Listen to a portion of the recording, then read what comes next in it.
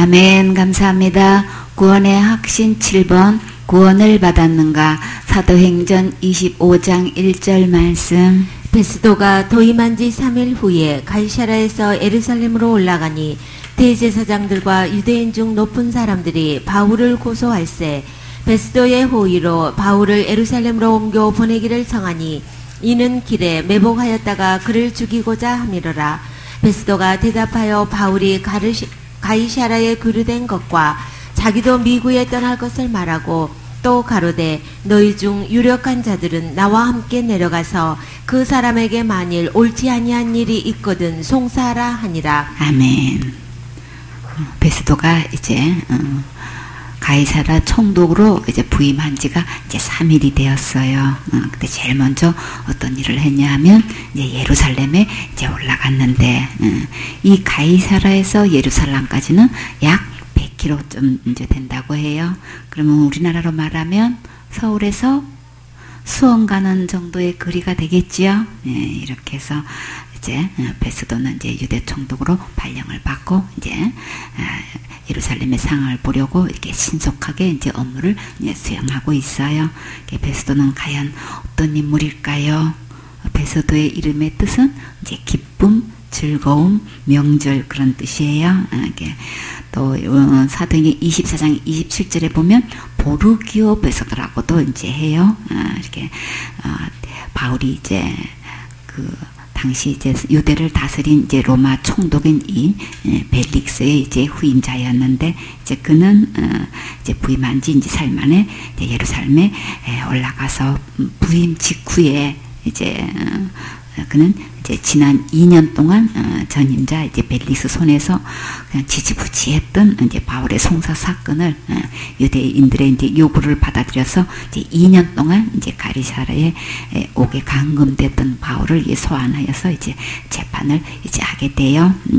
베스도는 이제 바울의 이제 무죄를 확신하고 로마 황제 앞에서 이제 재판을 받도록 이제 조선해 주는데 전임자에 비해서 이제 판단력과 이제 행정 처리 능력이 이제 뛰어났고 또한 유대인들에게도 이제 호의적이었어요. 이제 그 당시 이제 헤롯 이제 아그리파 2세가 자신의 누이 동생 이제 버니게와 함께 이제 신임 총독 이제 베스도를 이제 방문하였고 이 베스도는 이제 아그리파에게 이제 바울의 일을 이제 보고했는데 또 바울로 하여금 이제 아그리파 앞에 이제 서서 복음을 이제 변호할 수 있도록 기회를 주기도 했어요. 그러나 이 베스도는 재직 도중 이제 사망해서 후임자 이제 알비누스가 이제 파견되었다는데 AD 60년에 이제 베스도가 이 로마의 이제 유대 총독으로 이제 임명되어서 2년 동안 치리한 거예요. 성품이 어질고 짧은 치세 동안에도 이제 신망이 있었다고 이제 평가하고 있어요. 이렇게 가이사라에 와가지고 총독으로 2년밖에 근무할 줄은 아무도 몰랐을 거 아니에요. 그쵸?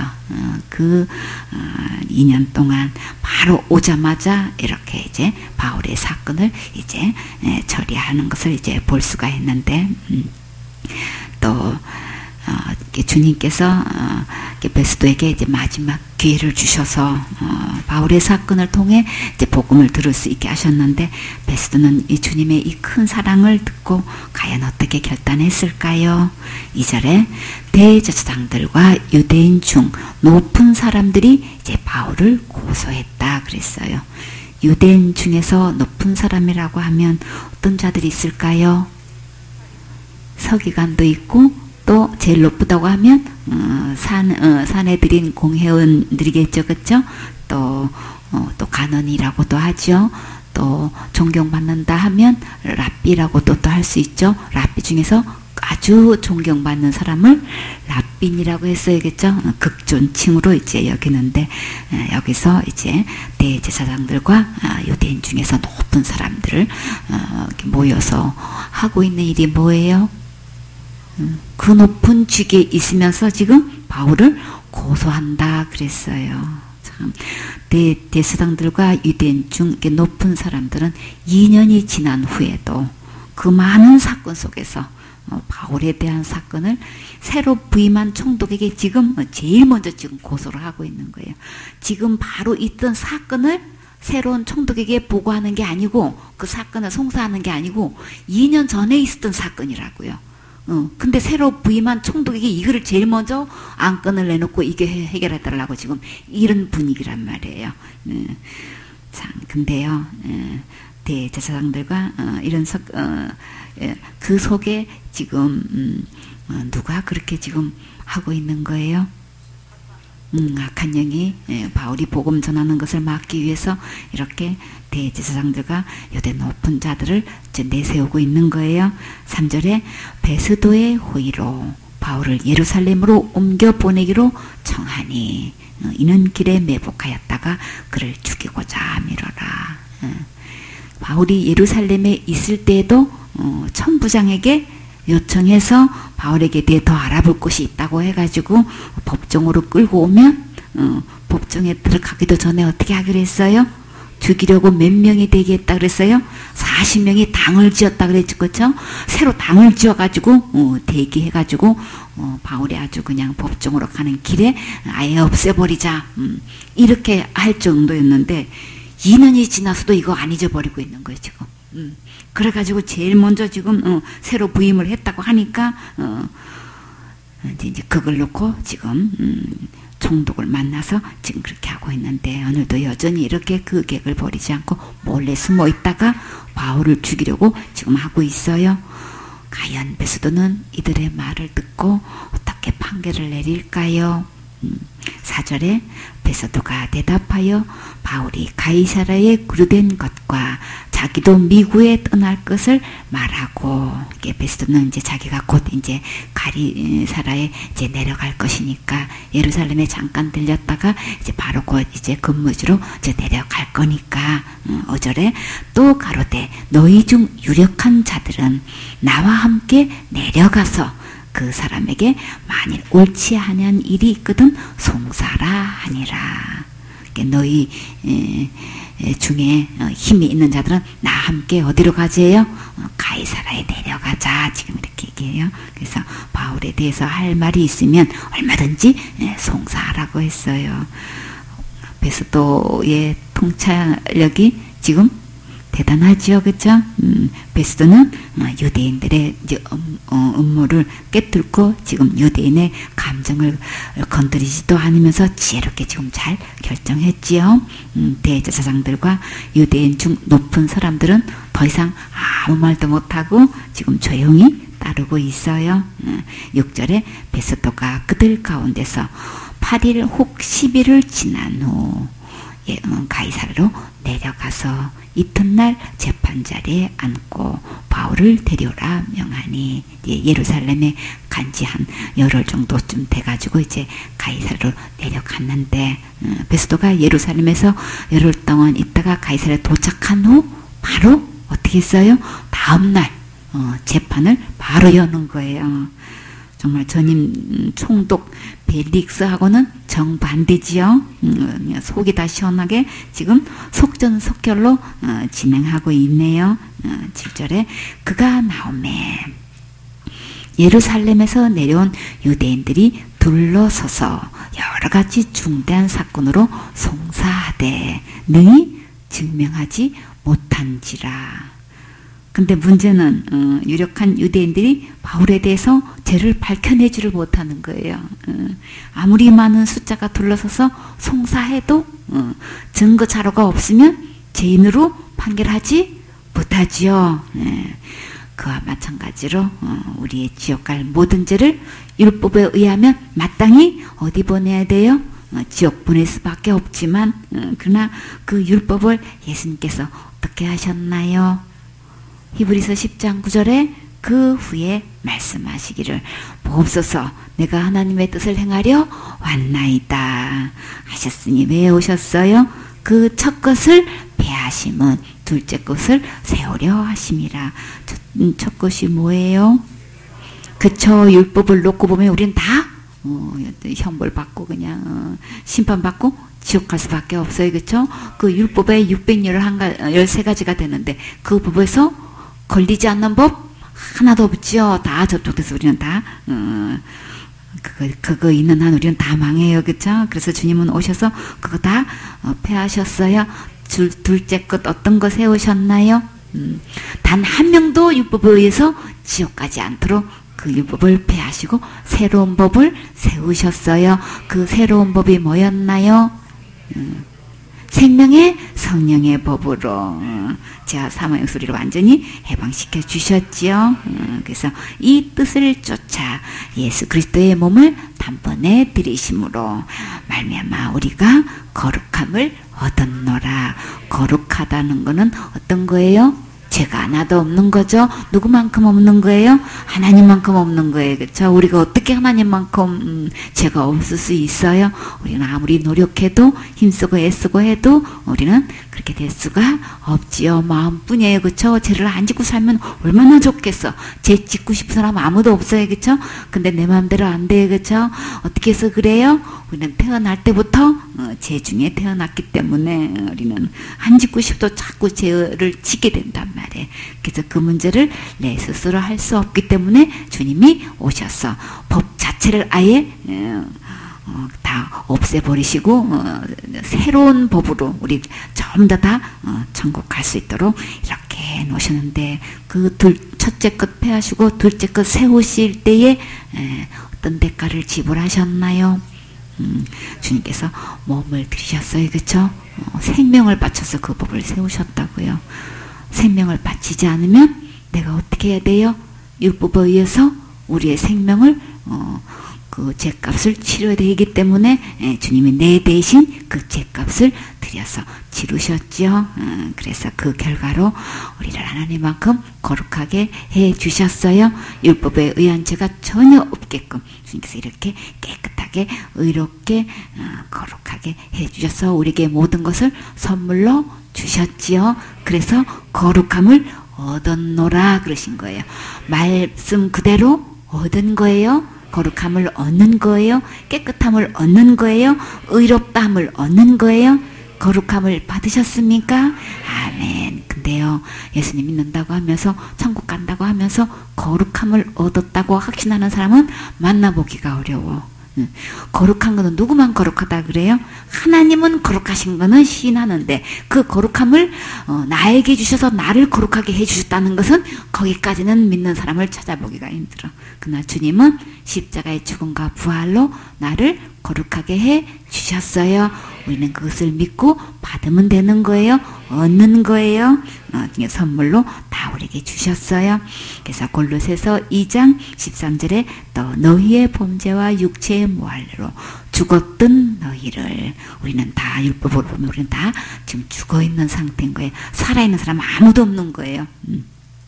그런데 주님이 너희를 하나님이 살리셨다 그러셨죠. 누구와 함께? 내 스스로는 살아날 수 없는데 그와 함께. 그가 누구신가요? 예수님과 함께 살리시고 우리에게 모든 죄를 사하시고 이미 지옥 갈 모든 죄를 다 용서해 놓으셨기 때문에 거룩한 거죠. 이미 다 용서해 주시고 죽은 우리를 주님이 다 살리셨어요. 그리고 우리를 거스리는 그리고 우리를 대적하는 의문에 쓴 증수를 아예 어떻게 했어요? 도말하셨다. 그래서 아예 다 없애버리셨어. 그 법이 있는 한 우리는 그 법 접촉돼가지고 다 걸려가지고 우리는 다 그냥 지옥 갈 수밖에 없기 때문에 주님은 얼마나 유쾌하고 통쾌하고 시원하게 해결하셨냐 하면 몸을 바쳐서 아예 그 법조문 자체를 아예 없애버리신 거예요. 의문에 쓴 증서를 도말해버리셨다. 그래서 아예 남말소시켜버리셨어요. 그리고 제하여 버리셨다. 그래서 아예 없애버린 거예요. 법 자체를 아예 없애버린 거예요. 그러면 법을 집행할 수 없지요. 그러니까 율법이 절대 나를 주장할 수 없어요. 율법이 나를 절대 정죄할 수 없게끔 주님께서 그렇게 아예 법 자체를 없애버리셨어요. 무엇으로? 십자가에 못 박으시고 십자가의 죽음과 부활로 주님은 이렇게 멋지게 승리하셨지요. 정사와 권세를 벗어버려 드러내시고 십자가로 승리하셨느니라.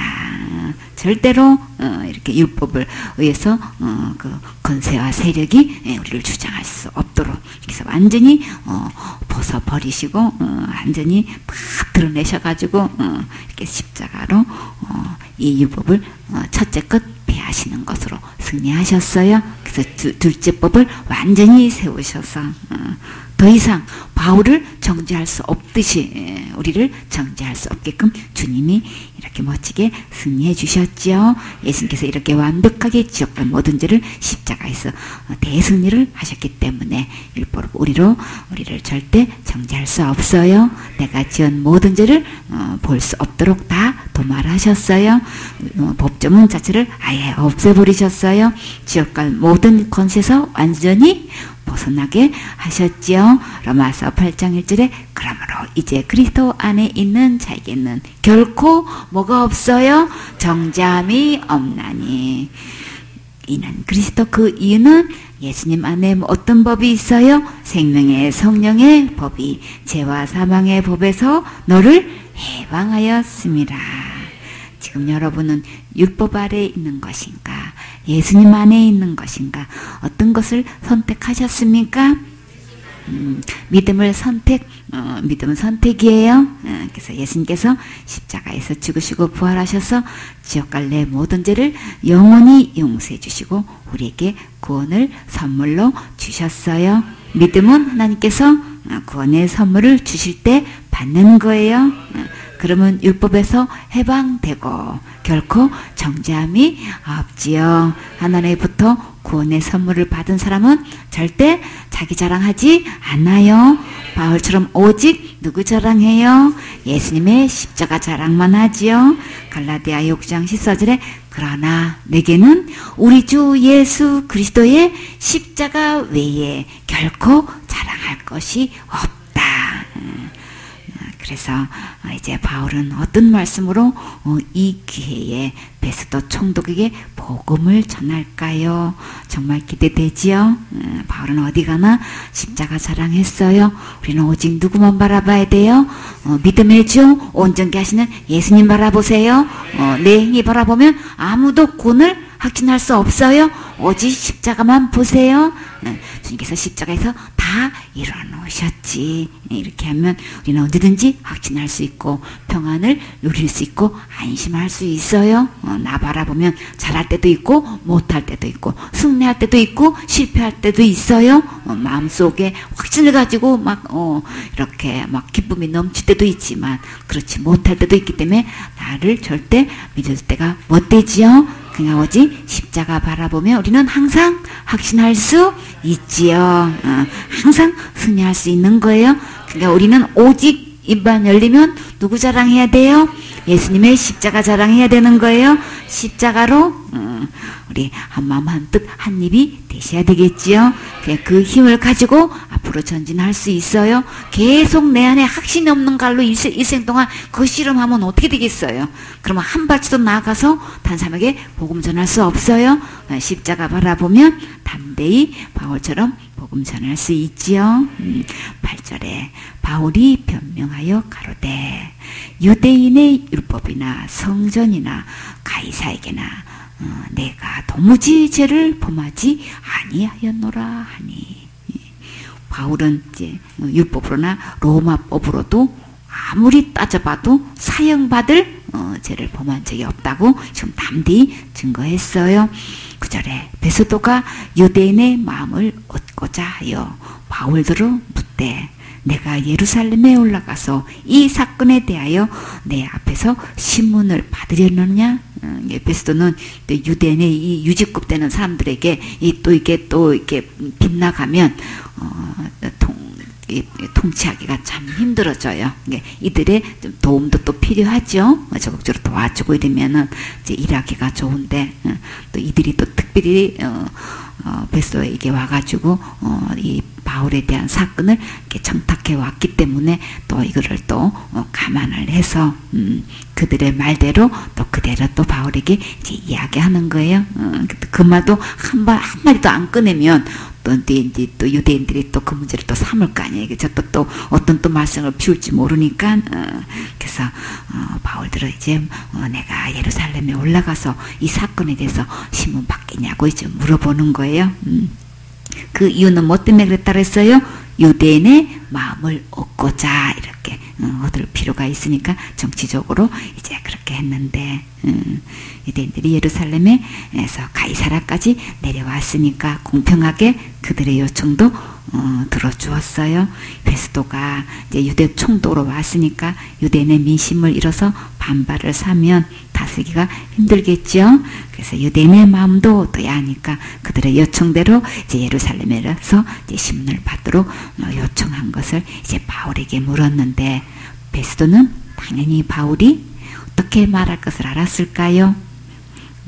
절대 그렇게 안 하겠다고 할 거 알고 물었겠지요. 10절에 바울이 가로되 내가 가이사의 재판자리에 앞에 섰으니 마땅히 거기서 신문을 받을 것이라. 당신도 잘 아시는 바에 내가 유대인들에게 불의를 행한 일이 없나이다. 바울은 로마 시민권으로 가이사에게 재판받겠다고 상소를 했는데 총독이 과연 어떻게 판결을 할까요? 총독은 유대인들이 반감을 사지 않도록 이제 지혜롭게 해야겠지요. 11절에 만일 내가 불의를 행하여 무슨 사죄를 범하였으면 죽기를 사양치 아니할 것이나 만일 이 사람들의 나를 송사한 것이 다 사실이 아니면 누구든지 나를 그들에게 내어줄 수 없삼나이다. 내가 가이사에게 호소하노라 한대. 지금 여러분은 바울이 큰 소리로 호소하는 소리가 들리시나요? 억울하고 딱한 사정을 이제 가이사 황제에게 상소하면 법적으로 들어줄 수밖에 없는데 베스도 총독은 과연 어떻게 결정할까요? 12절에 베스도가 배석자들과 상의하고, 배석자는 누구예요? 배심원들이죠. 그래서 이제 여기서 이제 지방 유지와 이제 행정 보좌관으로 구성된 이제 배심원들과 먼저 의논을 했어요. 가로되 내가 가이사에게 호소하였으니 가이사에게 갈 것이라 하니라. 바울을 예루살렘으로 가도록 하지 않고 베스도가 가이사에게 가도록 멋지게 판결을 내렸어요. 모든 이제 판결은 주님의 결재 없이는 되지 않지요. 주님께서 드디어 바울이 로마로 가도록 이제 베스도의 배심원들의 마음을 움직여서 판결을 내려 주셨어요. 이렇게 주님께서 말씀하신 대로 그대로 진행한 것을 우리가 볼 수 있는데 다 누가 해주셨다고요? 주님이 이렇게 해주셨어요. 바울을 이렇게 그들에게 죽게끔 내어주지 않고 이렇게 가이사에게 갈 수 있도록 길을 열어주셨지요. 그렇게 하면 주님 감사합니다. 박수 쳐야지요. 주님 감사합니다. 잠언 3장 5절에 보면 너는 마음을 다하여 여호와를 의뢰하고 내 명철을 의지하지 말라. 모든 일에 옳거나 확실하다고 이렇게 여길 것. 그러니까 매사에 주님은 다 좋으신 분이셔. 다 좋게 하시는 분이셔. 이렇게 확신을 가지고 범사에 주님을 의뢰해야 되겠지요. 그래서 마음을 다해서 전적으로 주님을 의지하지 나 자신의 생각과 내 결정으로 하면 안 된다고 주님은 말씀하셨어요. 그래서 너는 범사에 그를 인정하라. 그리하면 내 길을 지도하시리라. 다 주님께 맡기면 다 좋게 하실 거야. 이렇게 믿고 하면 주님께서 우리의 목적한 바나 방향이나 우리는 어떻게 하면 될지 잘 모를 때에 주님은 그 길을 분명히 지도해 주신다고 약속하셨어요. 내가 알아들을 수 있도록 주님께서 바른 길을 인도해 주시니까 우리는 오직 주님 의지해야 되겠지요. 잠언 16장 9절에 사람이 마음으로 자기 길을 계획할지라도 그 걸음을 누가 인도하시나요? 주님께서 다 인도하시는 것을 볼 수가 있지요. 그래서 잠언 21장 1절에 왕의 마음이 여호와의 손에 있으니 마치 부의 물과 같아서 그가 임의로 인도하시느니라. 오늘 이렇게 베스도의 마음을 움직여서 이렇게 발걸음을 인도하시고 그렇게 가이사에게로 갈 수 있도록 결정 내릴 수 있는 것은 다 마음을 주님께서 인도하셨다는 것을 우리가 볼 수 있죠. 왕의 마음을 하나님의 손에 다 있어서 다 이렇게 움직이신다는 것을 말씀하셨어요. 벨리스는 그렇게 그냥 2년 동안 그냥 미룰 것도 전혀 아닌데 전혀 죄가 없는 것도 뻔히 알면서 돈 좀 받을까 싶어가지고 또 말씀도 좀 듣고 싶기도 하고 돈도 바라고 그러다가 2년이나 미루다가 결국은 어떻게 했어요? 돈 바라보다가 돈 때문에 소환됐죠.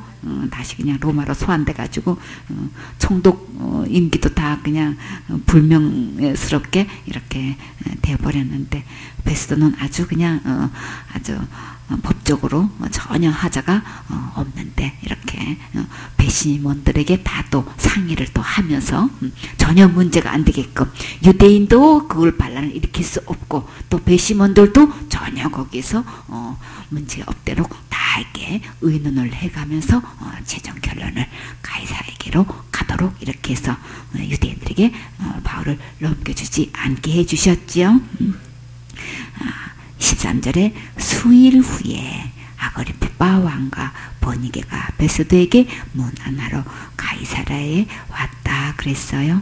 아그리파 왕은 이제 유다의 마지막 왕인데 이제 독자라는 뜻을 가지고 있어요.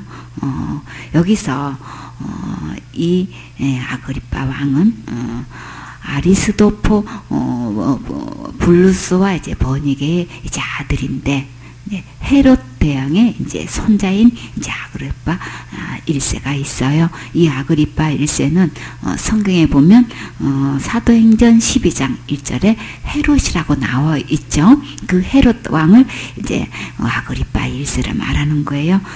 그때 헤롯 왕이 손을 들어 교회 중 몇 사람을 해하려 하여 요한의 형제 야고보를 칼로 죽이니 유대인들이 이를 기뻐하는 것을 보고 누구도 또 잡았어요. 베드로도 잡아가지고 이제 감옥에 이제 무교절이 까닭에 이렇게 감옥에 넣었는데 그때 이제 이 헤롯 왕이 이제 아그리파 1세를 말해요. 이제 그는 로마의 신임과 총애로 AD 37년에서 44년까지 이제 팔레스타인 전역을 이제 다스렸는데 통치의 한 방편으로 이제 유대인들의 이제 마음을 사는데 이제 힘을 기울여서 유대인들을 이제 기쁘게 하기 위해서 이제 야고보를 이제 죽였고 이제 베드로마저도 이제 사형시킬 목적으로 이제 투옥시켰어요. 이제 이렇게 하나님의 사도를 이렇게 함부로 죽이고 이제 베드로를 죽이려는 한 이 헤롯은 그 후에요 몇 년밖에 못 살았어요. 몇 년 살았게요. 그렇게 우리 야고보를 죽이고 베드로까지 그렇게 했던 헤롯의 그 후는 어떻게 됐는지 모르지요. 이 헤롯 이 아그리파 1세는요 3년밖에 못 살았어요. 참 하나님의 종을 그렇게 마음대로 함부로 하면 제명에 못 살지요. 그래요. 그래서 헤롯 대왕의 증손자요 이제 아그리파 1세의 아들인 헤롯 아그리파 제 2세는 53년에 이제 즉위를 하는데 100년까지 이제 통치를 했어요.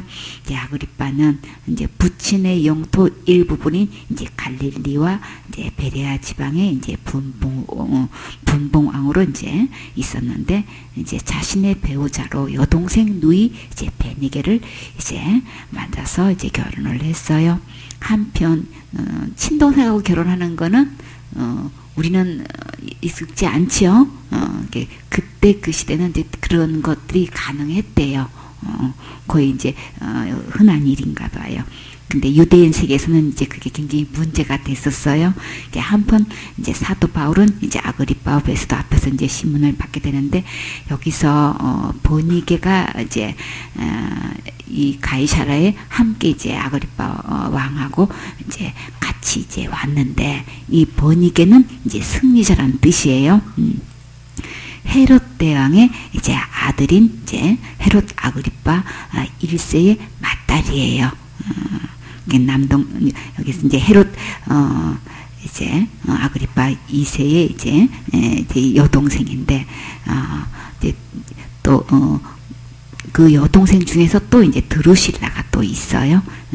유대 역사가 이제 요세푸스에 이제 의하면 이 버니게는 처음에 이제 알렉산더의 아들 마르쿠스와 이제 결혼을 하였다가 남편이 전사를 했어요. 그래서 이제 혼자 됐는데, 이제 그가 이제 죽자 이제 숙부 이제 칼키스와 이제 또 이제 결혼을 했는데, AD 48년에 또 그 남편이 또 사망을 했어요.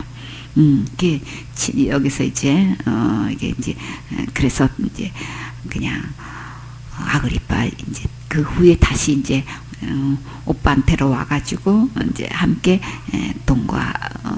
동거를 했는데, 이제 그 역사적으로는 이제 부도덕한 이제 여자로 이렇게 알려져 있는데, 근친상간 한다면 이제 나쁜 소문을 이제 면하기 위해 가지고 유대인들이 계속 그것을 이제 문제 삼고 이제 이렇게 하니까, 그 후에 이제 어떻게 했냐면 길리기아에 있는 그 왕하고 이제 폴레몬과 이제 결혼을 이제 했는데, 살다 보니까 영 마음에 안 맞나 봐. 그래가지고 그를 버리고 다시 이제 헤롯 아그리빠 2세인데 이제 친오빠와 이제 결혼해서 이제 살게 됐어요. 그래서 유대인들이 이제 근친 결혼을 이제 문제를 삼으니까, 이제 그 기간에 이제 이렇게 오늘 가이사라에 이제 새로 총독이 부임했다고 하니까 함께 이제 그 아그리빠 왕과 보니게가 동참을 해서 이제 거기까지 오게 된 거예요. 그 왕의 어쨌거나 부인이면 뭐예요? 보니게는 왕비인 거예요. 주로 이제 왕하고 결혼을 할 수 있는 왕가의 출신이니까 이제 이렇게 왕비로 이제 있으면서 이렇게 했는데, 왕비가 마음에 안 든다고 이렇게 그만두고 올 수도 있나요? 나 이런 얘기는 처음 들어서 어쨌거나 하든 그냥 그렇게 봐서 이제 오빠하고 이제 같이 살게 됐는데, 자꾸 이제 이런 이제 나쁜 소문들이 이제 나니까, 그 후에 이제 이 버니게는 어떻게 했냐면 로마 황제 베스파시아누스의 이제 그의 아들 티투스가 이제 있는데, 그 아들 티투스가 이제 장군으로 있을 때에 이제 그 첩으로 이제 들어갔어요. 이게 어떤 이제 목적으로 이제 갔냐 하면, 이제 근데 이 티투스가 이제 후계자가 될 거 아니에요. 이제 황제 이제 후계자인데, 이제 그때로서는 이제 장군으로 이제 있었으니까 장차 이제 항우가 될 생각으로 이제 당장은 어떻게 못하니까 이제 일단 첩이 되었는데, 그 후에 티투스가 이제 로마의 10대 황제가 이제 되었는데, 버니게는 이제 로마의 항우가 되고자 했으나 끝내 그 소망이 이루어지지 않았어요. 그 이유는 이제 티투스 이제 로마 황제가 유대 전쟁의 이제 최고 지휘자로 이제 예루살렘을 이제 함락시켜 가지고 즉위 후에도 이제 선정으로 이제 국민들의 이제 환영을 받았는데, 이렇게 예루살렘을 갖다가 이게 전쟁 속에서 이게 지휘자로 이제 예루살렘을 함락시켰으니까 그 최후가 어떻게 될까요? 그쵸. 이게 베수비오 이제 화산의 폭발과 이제 로마 대화재 등 이제 대재난을 이제 겪게 됐는데, 이게 로마의 재건과 구제 사업에 이제 전력을 하다가 2년도 못 돼가지고 이렇게 황제에 있은지 그냥 또 사망하게 됐어요. 그래서 남편이 황제가 된 지 2년밖에 안 되어서 죽었으니까 항우가 될 수 없지요. 결혼하는 자마다 이렇게 얼마 살지 못하고 남편이 죽게 되니 참 얼마나 이 베니게는 상처가 많았겠어요. 그쵸? 예, 주님은 이 베니게의 영혼을 이제 불쌍히 보시고 구원받을 기회를 지금 오늘 특별히 마련해 주셨어요. 이제 오늘 베니게가 신임이 총독 베스도를 문안하려고 아그리파 2세와 함께 이제 가이사라에 왔을 때 이제 베스도에게 바울의 재판에 관해서 이제 듣게 되었어요. 본문 14절에 여러 날을 있더니 이제 가이사라에 온 지 이제 왕이 이제 여러 날 되는데 이제 베스도가 바울의 일로 왕에게 이제 보고를 하는 거예요.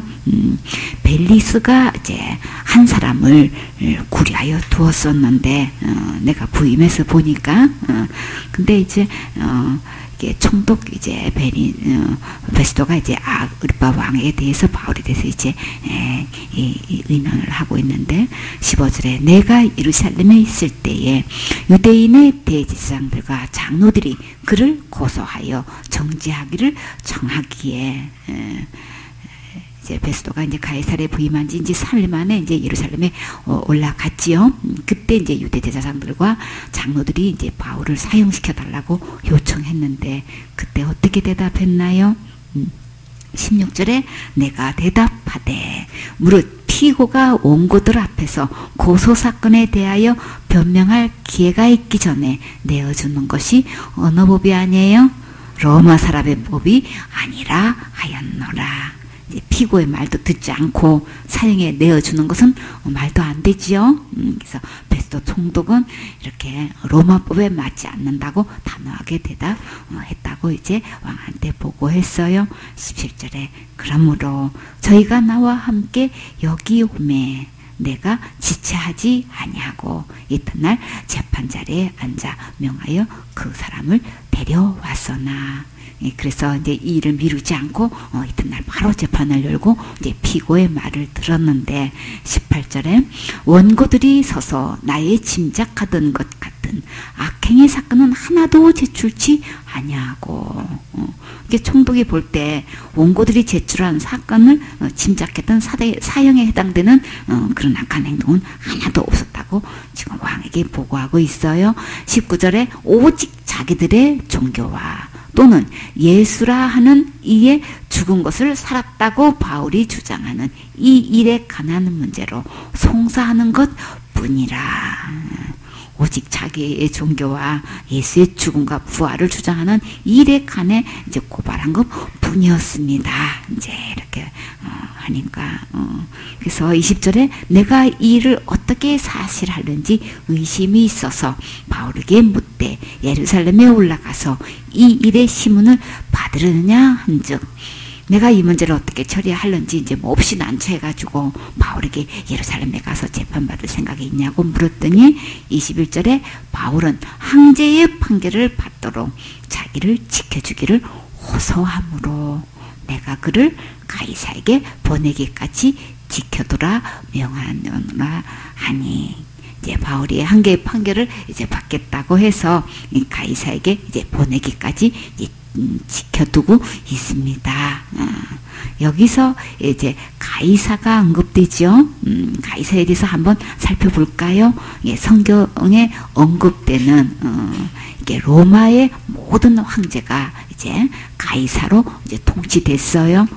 본래 로마의 이제 귀족 가문인 가이사는 가이우스 율리우스 이제 케사르의 성인데 모든 로마 황제의 이제 칭호가 되었어요.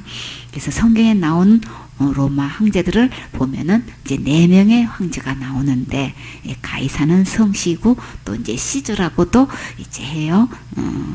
예수님께서 탄생했을 당시에 로마 황제는 누구였을까요?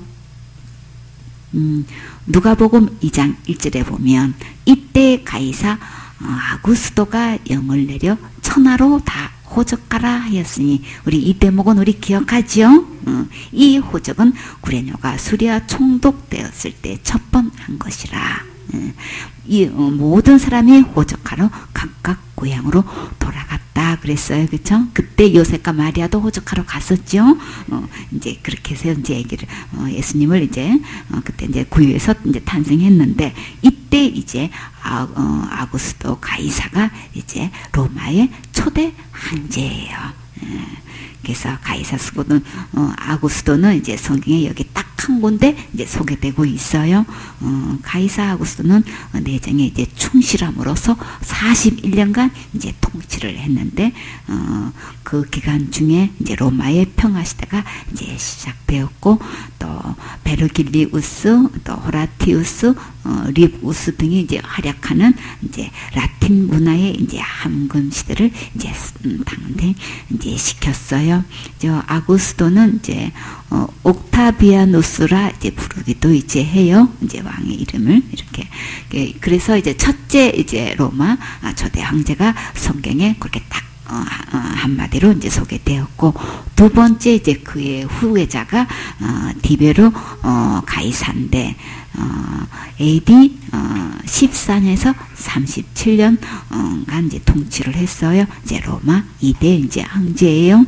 누가복음 3장 1절에 디베로 가이사가 위에 있은 지 15해 이제 황제로 있은 지가 15년이 지난 후에 그때 이제 본디오 빌라도가 유대의 총독으로 있었고, 또 헤롯이 이제 갈릴리의 분봉왕으로, 그 동생 빌립이 이두레와 드라고니 지방의 분봉왕으로, 또 루사니아가 아빌레네의 분봉왕으로, 이렇게 또 안나스와 가야바가 또 대제사장으로 있을 때에 하나님이 말씀이 빈들의 사가랴의 아들 요한에게 임한지라. 그래서 요한이 요단강 부근 각처에 와서 제3을 얻게 하는 회개의 침례를 전파하라 그랬죠. 그러면 이 로마 2대 황제는 침례 요한이 사역할 때의 왕이었어요. 그래서 누가복음 20장 20절에 우리가 가이사에게 세를 바치는 것이 가니까 불가하니까 하니, 예수께서 그 관계를 아시고 가라사대 데나리온 하나를 내게 보이라. 네 하산과 글이 여기 있느냐? 대답하되 가이사의 것이니이다. 여기서 가라사대 그런즉 가이사의 것은 가이사에게, 하나님의 것은 하나님께 이제 바치라, 그렇게 말씀하셨을 때에 여기서 예수님께서 말씀하신 이 가이사는 디베르 황제를 가리켜요. 디베르 황제는 예수님께서 십자가형을 받으실 당시에 이제 황제였어요. 디베르 황제는 아구스도 가이사의 이제 양자였는데, 그의 어머니 리비아 드루실라가 가이사 아구스도의 이제 눈에 들어서 이제 황제 부인이 되었어요. 근데 이제 이 아구스도의 두 아들이 이제 원래 있었는데 이런저런 사고로 죽게 됐어요. 그래서 다른 자를 이제 후계자로 이제 삼으려고 했는데 어떻게 된 일인지 이제 그도 또 죽게 됐어요. 그래서 그 후에 이 드루실라가 이렇게 데려온 그 아들 그 디베로가 후에 가이사 아구스도의 이제 후계자가 되게 됐어요. 그때는 이제 양자로 드리면 이렇게 왕의 자리도 이렇게 이어받을 수 있게 됐나 봐요. 이제 친자가 아니면 안 되는데 양자로도 그렇게 인정이 됐나 봐요. 이제 아구스도 가이사 이제 AD 37년에 이제 카프리 섬에서 이제 죽게 됐는데, 말년쯤에 이 2대 황제가 정신적 병으로 이제 죽었다고도 하고, 근위 부대장이 죽였다고도 이제 이렇게 전해오고 있어요. 황제로 있으면서 참 말년이 이렇게 지내면 참 안 되죠, 그렇죠? 성경에 또 등장한 세 번째 가이사는 글라디우스예요. 클라우디우예요. 그래서 AD 41년에서 54년 동안 이제 통치를 했는데, 클라우디오는 이제 로마의 4대 황제로 로마 2대 황제인 디베료의 이제 조카예요. 제2시 이제 영국을 정복하고 독일의 라인강까지 영토를 확장하는 등 이제 국도 확장에 이제 주력을 하였는데, 또 헤롯 대왕의 손자인 헤롯 아그리파 1세와 교분을 쌓고 이제 그를 유다의 왕으로 이제 책봉을 하였어요. 이런 배경 때문에 글라디우의 황제는 이제 로마에 거주하는 유대인에게 이제 예배를 허용하는 등 이제 간용 정책을 펼치기도 이제 하였는데, 하지만 로마에서 유대교도와 이제 기독교 사이에 잦은 분쟁이 이제 발생하자 이제 그는 로마에서 이제 유대인을 추방령을 내렸어요. 우리 이 대목 알죠? 사도행전 18장 1절에 보면 이후에 바울이 아덴을 떠나 고린도에 이르렀는데 누구를 만났나요? 아굴라라 하는 본도에서 난 유대인 하나를 만나니 글라우디오가 모든 유대인을 명하여 로마에서 떠나라 한 고로 그가 그 안에 브리스길라와 함께 이달리아로부터 새로 온지라. 바울이 그들에게 가매 업이 같음으로 함께 거하여 일을 하니 그 업은 장막 만드는 것이라 그랬죠. 이때 시대에 이제 글라우디오가 등장을 해요.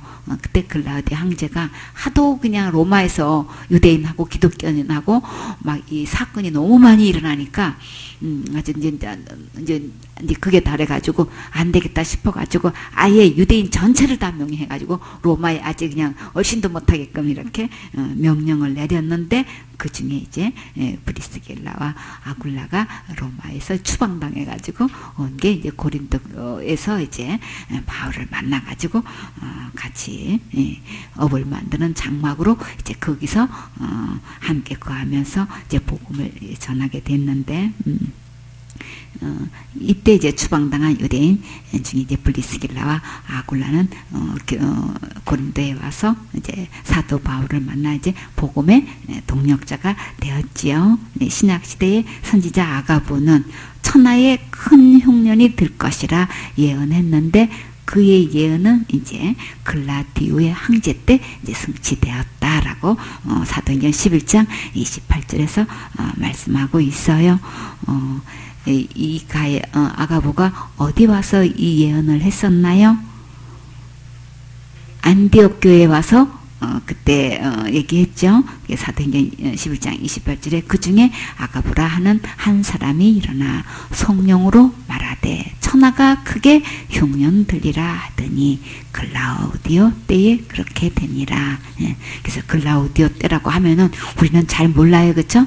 이제 황제를 이제 이야기하는 거예요. 이제 근데 이 황제는 메살리나와 이제 결혼을 했는데 아내의 영향이 너무 크자가 또 그것도 이제 또 문제가 많이 되나 봐요. 그래서 항우의 이제 영향이 커지니까 어떻게 했냐면 불륜과 이제 음모죄로 처벌을 했어요. 그러면 어떻게 되나요? 아내를 죽인 거예요. 그러니까 이게 조카 이제 아그리피나와 이제 재혼을 이제 했는데, 그렇게 아내를 억울하게 죽이면 자기는 또 어떻게 될까요? 황제 이치에 있는데도 시는 대로 거둬요. 그래서 조카하고 결혼을 했는데 그만 그의 손에 독사를 당함으로 최후를 마쳤대요. 참, 황제의 운명이 지금 그렇게 돌아가고 있어요. 우리 적어도 로마 황제 다 몰라도 성경에 나오는 황제들은 우리가 조금 알면 좋겠지요. 사역자는 우리 조금 설명할 수 있어야 되겠죠. 이렇게 최후를 마쳤어요. 그리고 그의 뒤에 이제 이어서 황제가 오른 자가, 여러분이 잘 아는 로마 황제가 누군지는 아무도 몰라도 이 황제만큼은 알아요. 누구였나요? 그렇죠. 그의 아들 이제 양자로 네로를 드렸는데 이제 네로가 이제 4대 이제 황제가 됐어요. 직접 이제 거명되지는 않았지만 사도들이 사역하던 시기에 이제 로마 황제는 네로였는데 AD 54년에서 68년 동안 이제 통치를 했어요. 네로 치하에서 베드로와 바울이 순교했지요. 빌립보서 4장 21절에 그리스도 예수 안에 있는 성도에게 각각 문안하라. 나와 함께 있는 형제들이 너에게 문안하고 모든 형제들이 너에게 문안하되 특별히 가이사 집 사람 중 몇이니라. 여기서 말하는 이 가이사의 집이 그때 네로 황제가 통치했던 그 시대를 이야기해요.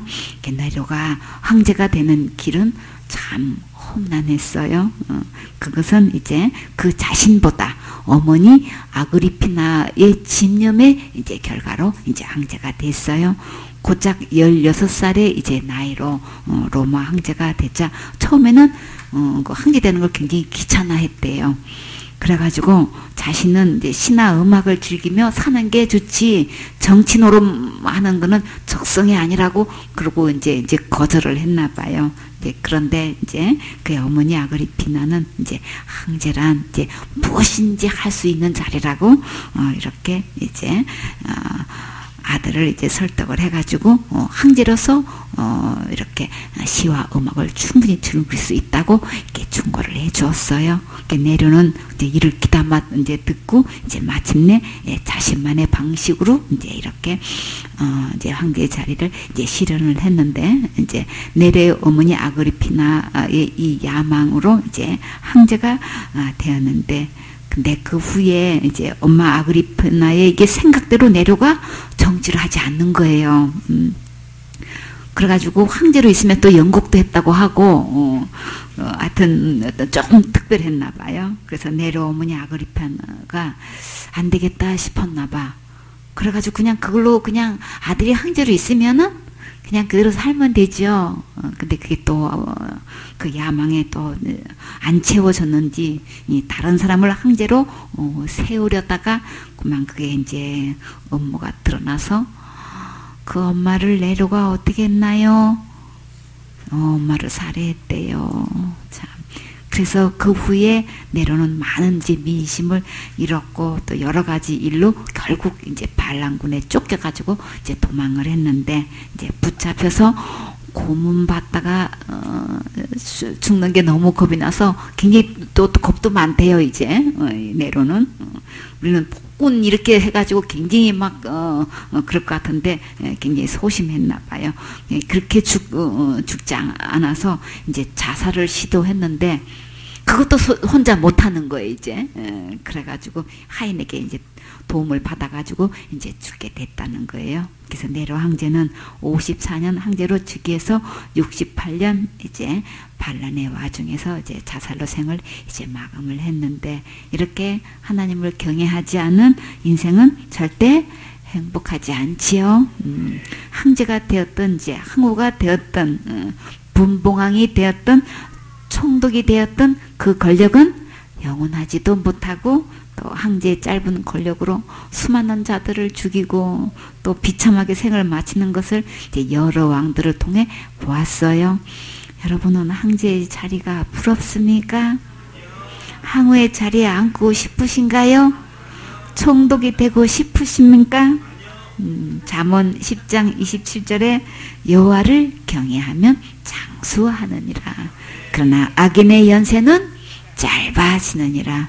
주님 말씀대로 됐죠. 이렇게 첫째 그 로마 황제는 그렇게 진짜 나라를 위해서 그렇게 오랫동안 그런 정신으로 이렇게 통치를 하니까 오랫동안 이렇게 했는데 그 이후에는 물려받았으니까 그 정신까지 이어받지를 못하고 이렇게 하나님 없는 나라를 통치하다가 우리 아침에 말씀 배우는 것처럼 각 나라마다 왕들이 나라들이 하나님 외에 그 다른 것을 자랑하다가 다른 것을 의지하다가 다른 것을 힘삼다가 망하는 거 볼 수 있지요. 이렇게 하나님을 경외하게 되면은 장수하게 되는데 어떤 나라가 됐든 어떤 자리에 앉아있든 악인은 연세가 짧아지는 거 맞지요.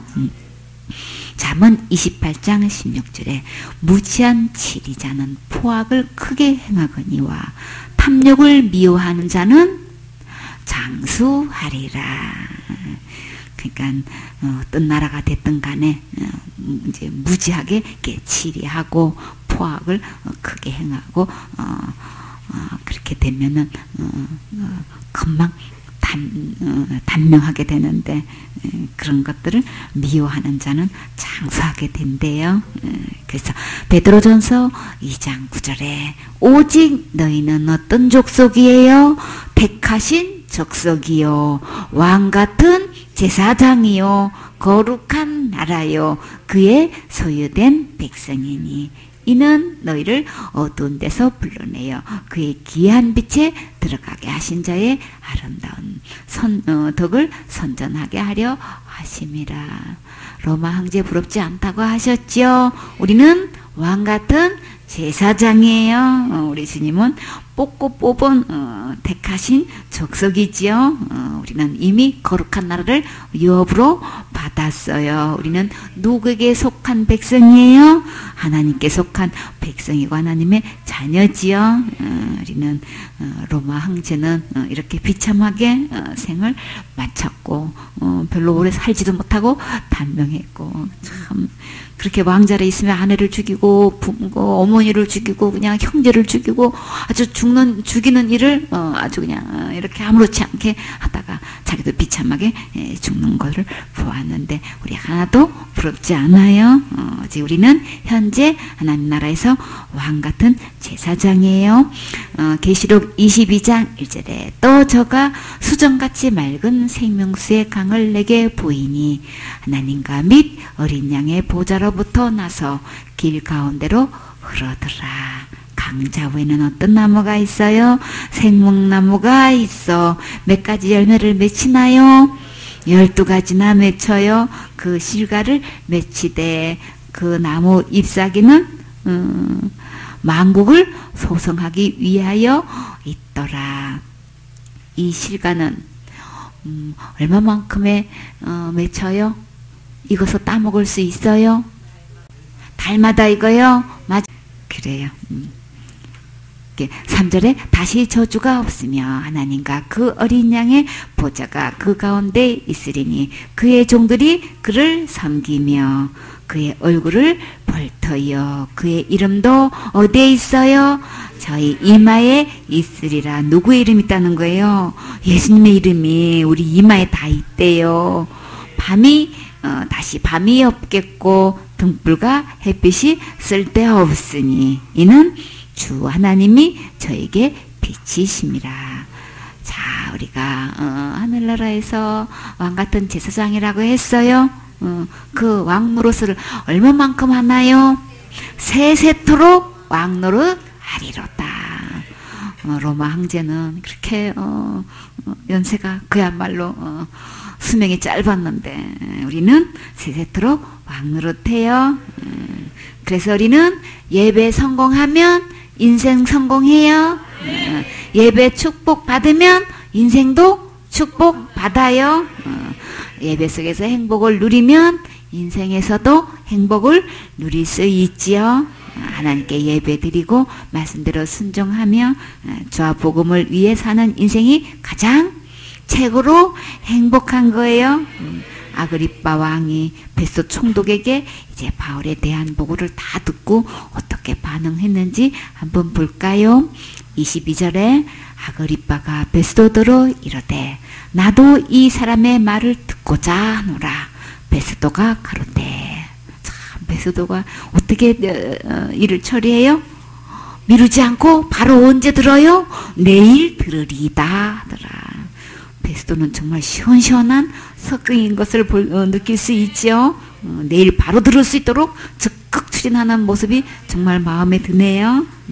23절 이튿날 아그리빠와 버니게가 크게 위를 베풀고 와서 천부장들과 성중의 높은 사람들과 함께 신문서에 들어오고 베스도의 명으로 바울을 데려오니 지금 아그리빠 왕과 버니게가 지금 엄청나게 막 위험 있게 아주 화려한 의상을 갖추고 지금 등장을 하는 거예요. 이 신문서에 오는데 이렇게까지 할 필요가 없는데 그냥 본인들만 들어봐도 되는데 지금 누구까지 불렀어요? 천부장들까지 불렀어요. 여기서 보면은 이 천부장들 5명이나 불렀대요.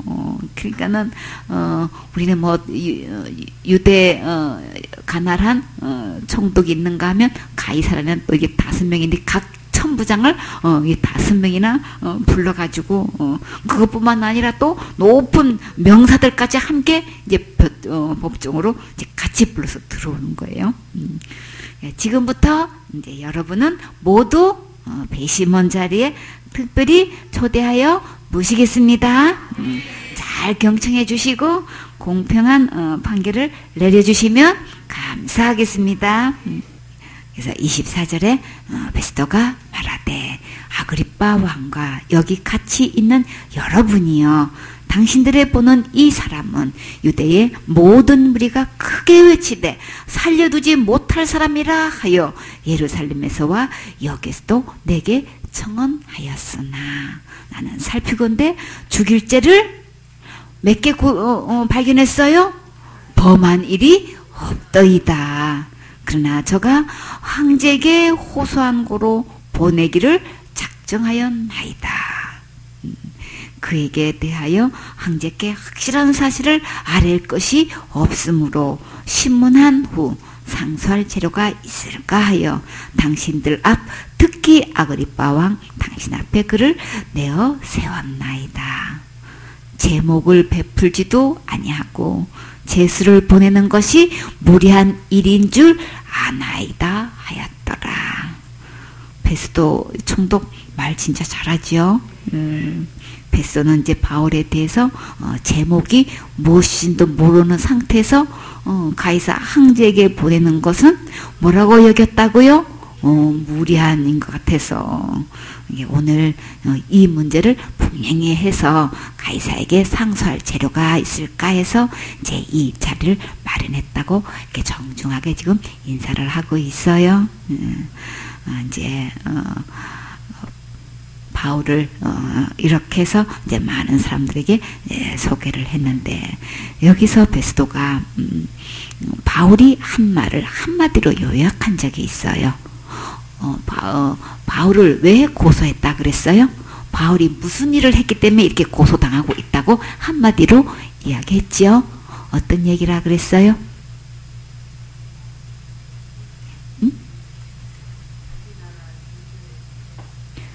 유대교회와 또 어떤 것? 예수님의 죽음과 부활을 얘기했다고 했어요. 베스도는 바울이 그 자리에서 얼마만큼 이야기를 길게 짧게 했는지는 모르겠지만 한마디로 딱 요약해서 했다고요. 바울은 어디를 가나 예수님의 십자가의 죽음과 부활을 증거했다고요. 이거 하나로 지금 죽여달라고 이렇게 온 유대인들이 들고 일어나가지고 이렇게 상소를 이제 하고 있는데 그 문제로는 로마법으로는 바울을 죽일 수가 없다는 거예요. 그러나 이제 가이사한테 상소를 하니까 보낼 수밖에 없는데 제목도 없는 데서 이렇게 가이사한테 보낸다는 건 너무나 무리인 것 같아가지고 어떻게든 어떤 건수로 인해서 이렇게 송사를 하고 있습니다라고 보고를 해야 되는데 마땅히 적어서 보낼 보고가 없는 거예요. 그러니까 여러분들은 이런 문제가 있으니까 바울의 이야기를 들어보고 또 유대인들의 상소한 이야기를 들어보고 어떤 제목인지를 여러분도 좀 이렇게 밝혀내서 거기에 대해서 이제 이야기를 해 주었으면 좋겠습니다. 이제 얘기하는 과정에서 보면 바울은 어디를 가나 누구 앞에서인지 예수님의 십자가 죽음 부활을 증거했다는 것. 그러니까 앉으나 서나 자나깨나 오직 십자가 자랑했어요. 왜 이 바울은 십자가 자랑이라고 했을까요? 예수님은 일생 동안 오시면서 여러 가지 일을 하셨죠. 하나님이시라는 걸 증명하고 정말 하늘로부터 왔다는 걸 증명하기 위해서 제일 먼저 무슨 일을 하셨어요?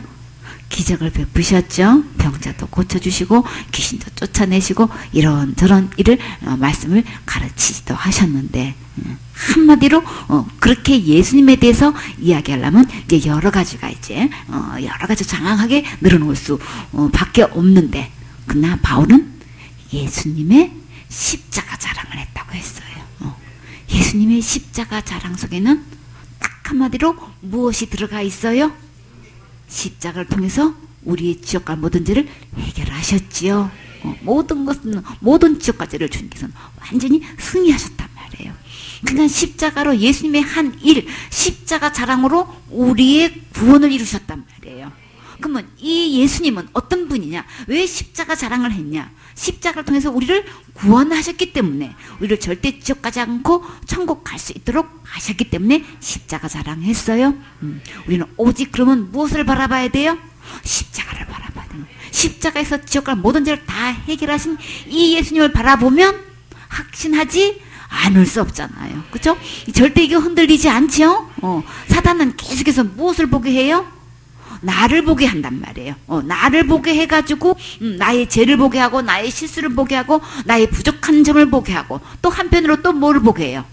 너 이렇게 열심히 했잖아. 너 이런 것도 하고 저런 것도 하고 이렇게 했는데 네가 천국 못 가면 누가 가겠냐? 하고 자기의 의를 보게 한단 말이에요. 결국은 자기를 보게 하는 거예요. 예수님의 십자가를 보지 않고 자기를 보게 한단 말이에요. 그렇게 해가지고 낙심시키기도 하고 자만을 갖기도 하고 어떻게든 간에 나를 보게 해가지고 결국은 확신을 못하게 만들고 이 예수님께서 이루어오신 십자가를 보지 못하게 한단 말이에요. 그래서 한 명도 구원받지 못하게 하는데 사단의 술수가 있는 거예요. 이게 바울은 이걸 알기 때문에 1절 딱 한마디로 예수님을 십자가 자랑으로 딱 말을 모았어요.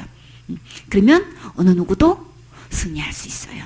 절대 혼란스럽게 딜레마에 빠지지 않고 흔들리지 않고 항상 확신 가운데 견고하게 설 수 있는 거는 십자가 바라보세요. 예수님 안에 십자가 자랑할 때 십자가 바라볼 때 승리할 수 있고 확신할 수 있고 절대 흔들리지 않고 자기만의 문제에서 빠지지 않고 나아가서 누구를 붙들어도 뭘 자랑할 수 있어요? 십자가 자랑하는 거예요. 십자가 자랑하면 그것이 복음인 거예요. 그러면 바로 복음으로 연결할 수 있단 말이에요. 내가 이런 상태에 있고 나는 모두 부족하고 모두 많이 모르고 이거 전혀 보지 않고 그냥 한마디로 십자가 자랑하면 되는 거예요. 처음부터 끝까지 예수님 얘기하면 된단 말이에요. 구원은 누가 하신 거예요? 예수님이 하셨고 내가 하는 게 아니지요. 그냥 처음부터 끝까지 예수님 얘기만 하면 예수님이 다 이루셨다는 거. 2번, 5번 답이 뭐예요? 예수님이 어떻게 해결하셨던 거, 이 어떻게 속에서 그 답이 다 나와 있기 때문에 십자가를 중점으로 놓고 복음을 전하다 보면은 장황하게 늘어놓을 필요도 없고 아주 그냥 핵심 있게 그냥 딱 한마디로 전해줄 수 있는 거예요. 상대방이 이 듣고자 하는 마음이 있어서 이렇게 마냥 들으려고 하면은 우리는 세세히 처음부터 가르칠 수 있는데 그냥 잠깐 만난 사이면 다시는 만날 수 없는 차 안에서 만났다든지 우연히 만났다든지 대화하다 중에 이렇게 이 사람도 교회 다니는구나. 그럼 우린 체킹할 수 있죠. 지금 누구도 천국 갈 수 있습니까? 그러면 아니요, 예 한단 말이에요. 그러면 예라고 대답했을 때는 하늘나라는 죄가 있으면 못 갑니다. 하늘나라는 의로운 나라고 거룩한 나라기 때문에 그럼 날마다 이렇게 짓고 있는 죄를 어떻게 해결하셨습니까? 라고 하면은 그가 천국 갈 수 있다는 이 대답이 말씀대로 되어 있는지 아닌지 우리는 점검하기 위해서 이게 뭐 날마다 회개해요. 이렇게 대답하는 사람이 있는가 하면 예수님이 다 해결해 주셨어요 라고 이렇게 두 가지 대답이 나오겠죠. 이렇게 해서 그럼 거기에 맞게끔 집중적으로 이렇게 내가 날마다 회개로 되지 않는다는 거, 이거를 뭘로 근거를 두고? 십자가를 근거로 두고 십자가에서 이 모든 죄를 다 해결하셨다는 거, 이거를 근거로 두고 복음을 전하면 되는 거죠. 그래서 날마다 해결로 이거는 해결이 안 되고 죄는 죽어야 되기 때문에 그거로는 안 됩니다. 우리가 나는 또 뭐 어떤 사람은 자기 여태까지 해왔던 거 얘기할 거 아니에요. 나는 직분이 뭐고, 난 지금까지 어떻게 해왔고, 막 이걸 쭉 얘기할 거 아니란 말이에요. 그렇죠? 그러셨습니까? 아유, 수고 많으셨네요. 참 애쓰셨네요. 정말 말 듣던 대로 헌신 많이 하셨네요. 그건 그냥 그대로 인정해주고, 그러나 천국은 그런 걸로 가는 게 아니고 또 십자가 자랑을 하는 거예요. 그렇죠? 십자가에서 예수님이 해결하신 것으로 예수님 때문에 우리는 갈 수 있습니다. 지금까지 한 그 모든 수고는 상급에 해당됩니다. 천국 가고 안 가는 거는 이거는 예수님께서 다 이뤄놓으신 것을 믿느냐 안 믿느냐로 되는 것이지, 내가 뭘 한 것으로 천국 갈 수 있는 사람은 이 세상에 단 한 명도 없습니다. 그렇게 해서 또 십자가로 또 이렇게 또 다시 집중해서 들을 수 있게끔 하고, 또 저는 부족해서 못 가요, 한 개 없어서 못 가요, 다 누구 보는 거예요? 십자가 발을 보는 게 아니고 전부 다 부족한 나를 본단 말이에요. 그러니까 그 내가 뭘 해가지고 그 천국 가는 것도 아니고, 부족해서 천국 못 가는 게 아니고, 예수님께서 그래서 어느 누구든 잘했든 못했든 부족했든 잘했든 다 그런 걸로 천국 가는 게 아니라, 천국은 제가 없어야 갑니다. 이 제 문제는 그렇게 노력해서 되는 게 아니고, 충성 봉사 헌신해서 되는 게 아니고 똑같지요? 죽어야 되기 때문에 제 문제는 어느 누구도 해결하지 못합니다. 그래서 나를 사랑하셔서 그분의 이름을 대고 우리를 사랑하셔서 예수님을 보내주셨고, 예수님 그 제 문제를 어디에서 해결하셨어요? 십자가에서 어떻게 해결하셨어요? 죽으시고 부활하셔서 이렇게 해결해 주셨습니다. 얼마만큼 해결해 주셨어요? 영원히 해결해 주셨습니다. 그래서 누구든지 부족해도 이 예수님을 믿기만 하면 오늘 죽어도 천국 갈 수 있습니다. 그럼 누구 자랑하는 거예요? 예수님 자랑. 그래서 체킹해봐서 천국 갈 수 있는지 없는지, 말씀대로 되어 있는지 알고 바로 십자가 자랑으로 들어가면 복음 전할 수 있죠. 그래서 그가 겸손하게 말씀을 잘 받아들이면, 그러면 다음 또 만나서 또 이렇게 세세하게 복음을 다뤄줄 수 있는, 또 이렇게 또 연결을 하면 되겠죠. 이렇게 해서 내 자신의 확신도 십자가로 와야 되고, 또 이 복음을 막 이 감격 속에서 이거 복음 전하지 않고는 못 견디겠어. 이 사람한테 복음을 전하고 싶은데 무슨 말부터 꺼내야 되지? 무슨 말부터 꺼내야 될까요? 십자가 자랑하면 되는 거예요. 바울은 어디 가나 십자가 자랑했어요. 베스도가 바울을 만나서 그가 어떤 말을 했던 간에 딱 일목요기에 바울은 십자가에서 예수님이 죽고 부활했다는 이거 한 것밖에 없습니다. 지금 이거 유대인의 법을 갖고 나온 유대인들이 그렇게 이야기한 거고, 바울은 오직 그 입으로 예수의 죽음과 부활을 얘기했습니다. 베스는 이렇게 얘기했단 말이에요. 그럼 우리의 복음은 어떻게 전하고 있는가? 한마디로 예수님의 십자가의 죽음과 부활을 증거하면 되는 거예요. 우리는 그냥 그대로 성경 말씀대로 하면 되는 거예요. 바울은 일생 동안 십자가 자랑했다고 했어요. 그럼 우리도 십자가 자랑하면 되는 거예요. 십자가라 자랑하면 구원의 확신을 가질 수 있고 복음을 담대히 전할 수 있지요. 지금까지는 우리가 우리 행위를 바라보고 많이 흔들렸어요. 어느 누구를 붙들고 이 행위를 붙들고 흔들면 흔들리지 않을 사람 아무도 없다고 했어요. 그러니까 너 어디로 와야 돼요? 십자가로 와야 돼요. 십자가로 와서 한 마음 한 뜻 한 입으로 한 길 가셔야 되는 거예요. 그래야 주님 오실 때까지 변치 않고 순수한 이 첩경으로 갈 수 있어요. 변치 말아야 되는 거죠. 이 초심 때는 우리가 이 마음으로 가게 되는데, 자꾸 이게 세대가 넘어가게 되면은 이 복음이 흐려진단 말이에요. 우리는 오직 십자가 자랑하는 걸로 한 마음 한 뜻 한 입이 돼야만 오직 천국 가는 한 길이 될 수 있는 거예요. 우리는 성경대로 순종하면 되는 거죠. 지금까지 어떻게 왔어도 이제는 십자가 바라보세요. 십자가로 확신하세요. 십자가로 증거하세요. 그래서 나와 또 내 모든 가족과 나를 만나고 나를 아는 모든 사람이 이 예수님을 믿고 우리 다 같이 천국 가셔야 되겠지요. 아멘.